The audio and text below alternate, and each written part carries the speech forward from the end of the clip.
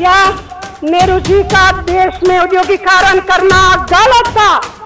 यह चुनाव असल में विचारों की लड़ाई है और पीने के पानी की समस्या को दूर करने की दिशा में भी कदम उठाए गए हैं। यूपीए सरकार बनने पर सबको मुफ्त स्वास्थ्य की सुरक्षा का कानूनी तौर पर अधिकार देने का हमारा वादा है।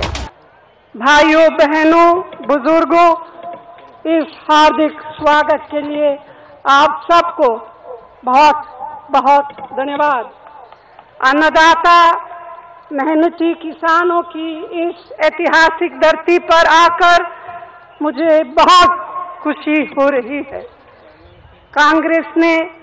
कांग्रेस एनसीपी ने हमेशा दलितों, आदिवासियों, ओबीसी, माइनॉरिटीज, महिलाओं के साथ ही किसानों और खेत मजदूरों की भलाई को अपनी निगाह में रखा है।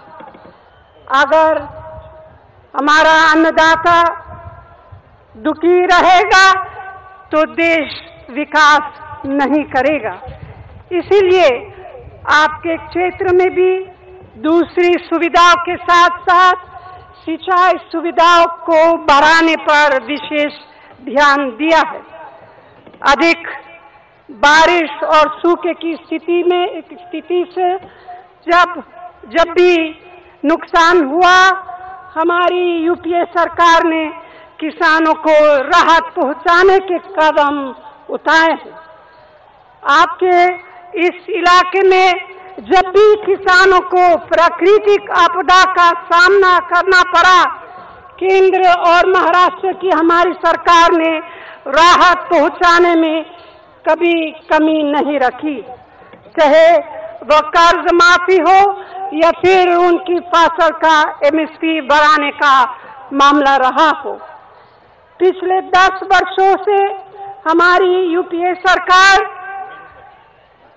डॉक्टर मनमोहन सिंह जी के नेतृत्व में किसानों समेत समाज के सभी वर्गों की जिंदगी में बदलाव लाने के जितने काम किए हैं वे आपके सामने है।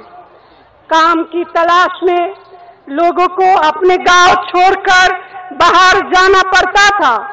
हमने महात्मा गांधी नरेगा के जरिए ग्रामीण क्षेत्र में साल में 100 दिन के रोजगार की कानूनी गारंटी दी। हमारी भावी पीढ़ी शिक्षित हो, इसके लिए 6 से 14 साल तक के बच्चों को मुफ्त प्राइमरी शिक्षा का कानूनी तौर पर अधिकार दिया। जरूरतमंदों को मकान देने के लिए इंदिरा आवास योजना शुरू की और आपके इस क्षेत्र को भी इसका फायदा मिला। गांव-गांव तक बिजली पहुंचाने, सड़कें बनाने और पीने के पानी की समस्या को दूर करने की दिशा में भी कदम उठाए गए हैं। देश में कोई भी नागरिक भूख ना रहे, हमारे बच्चे कुपोषण के शिकार ना हो, इसे ध्यान में रखकर यूपीए ने क्रांतिकारी कानून बनाया। वह है खाद्य सुरक्षा कानून, जिसके जरिए देश भर में गरीबों को सस्ती दरों पर अनाज उपलब्ध होगा। मैं समझती हूँ कि ऐसा कानून शायद दुनिया में कहीं नहीं है। मुझे इस बात का गहरा एहसास है कि जब घर में कोई बीमार होता है तो पूरा घर कितना परेशान हो जाता है, और अगर इलाज के लिए पैसा ना हो, दवाओं का इंतजाम ना हो, तो परिवार पर क्या गुजरती है। इसीलिए इस बार केंद्र के नेतृत्व हमारी यूपीए सरकार बनने पर सबको मुफ्त स्वास्थ्य की सुरक्षा का कानूनी तौर पर अधिकार देने का हमारा वादा है, और देश के उन करोड़ों नागरिकों को गरीबी रेखा से ऊपर उठाने का हमने संकल्प भी लिया है। ऐसे अनेक कार्यक्रमों और योजनाओं को अपने घोषणा पत्र में शामिल किया, जिन्हें पूरी निष्ठा, पूरी लगन के साथ हम पूरा करेंगे। नक्सलवाद देश के लिए एक समस्या है। मैं जानती हूँ कि गढ़चिरौली जैसे कुछ क्षेत्र इससे प्रभावित है। हमें इस समस्या से निपटने के लिए कदम उठाए हैं और मैं समझती हूँ कि हिंसा चाहे किसी भी तरह से हो, उससे समस्या का हल नहीं होता। ऐसे क्षेत्रों में औद्योगिक विकास करके युवाओं को तकनीकी शिक्षा देकर समाज में जागरूकता लाकर नक्सलवाद से निपटा जा सकता है। हम यही कोशिश कर रहे हैं और आगे भी यही कोशिश करेंगे। भाइयों और बहनों, पूरा देश तेजी से विकास कर रहा है। इसके बावजूद हमारे विरोधियों के मुताबिक या तो कुछ नहीं हुआ या तो फिर जो थोड़ा बहुत हुआ वो गलत है। आप अपने दिल पर हाथ रखकर सोचिए कि क्या देश की स्वाधीनता के लिए कांग्रेस का संघर्ष गलत था? क्या नेहरू जी का देश में औद्योगिकरण करना गलत था?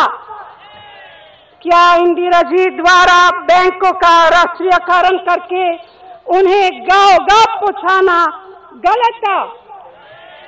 क्या राजीव जी द्वारा लाई गई कंप्यूटर और संचार क्रांति गलत थी? क्या हमारे सभी नेताओं ने जो ठोस कदम उठाए वे गलत थे? क्या आज भारत अपने आप ही विश्व शक्ति बन गया है? ये सब देश के एक एक नागरिक की मेहनत और विकास के लिए कांग्रेस और हमारी सहयोगियों की दृष्टि से हुआ है, जिस पर हम पर गर्व है। हम सबको गर्व होना चाहिए। हमारे विरोधी भाजपा और शिवसेना के लोग सिर्फ शोर मचाने में विश्वास रखते हैं और चाहते हैं कि उनके शोर में अच्छी बातें दब जाएं। हम उनकी तरह दिखावे और दिंदोरा पीटने की राजनीति में विश्वास नहीं करते, बल्कि उसके विपरीत हम स्वस्थ, शिक्षित और संपन्न भारत का निर्माण करने में विश्वास करते हैं और हमारा हमेशा से इसी के लिए संघर्ष रहा है और आगे भी रहेगा। यह चुनाव असल में विचारों की लड़ाई है।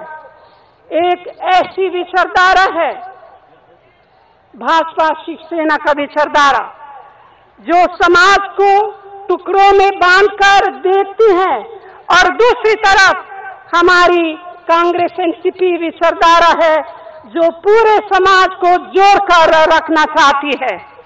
उनकी एक ऐसी विचारधारा है भाजपा शिवसेना का, जो कट्टरता सिखाती है। दूसरी तरफ हमारी विचारधारा है, जो भाईचारा, सद्भावना सिखाती है और सभी को एक निगाह से देखती है। इसीलिए ऐसे लोगों से सावधान रहने की जरूरत है। देश को बचाने की जरूरत है। मुझे आप सभी के विवेक पर पूरा विश्वास है और आपने गोंदिया से पिछले चुनाव में भी यूपीए एनसीपी के उम्मीदवार प्रफुल्ल पटेल को जिताया था और मैं जानती हूँ कि इस बार भी उनको दोबारा जिताएंगे। और मेरा अनुरोध है कि अपने इस क्षेत्र और पूरे महाराष्ट्र से कांग्रेस, एनसीपी, पीआरपी के सभी उम्मीदवारों को भारी बहुमत से जिताए और महाराष्ट्र और देश का भविष्य बनाइए। इन्हीं शब्दों के साथ दूर दूर से यहाँ आने के लिए मैं आप सभी को दिल से धन्यवाद देती हूँ। धन्यवाद। जय हिंद।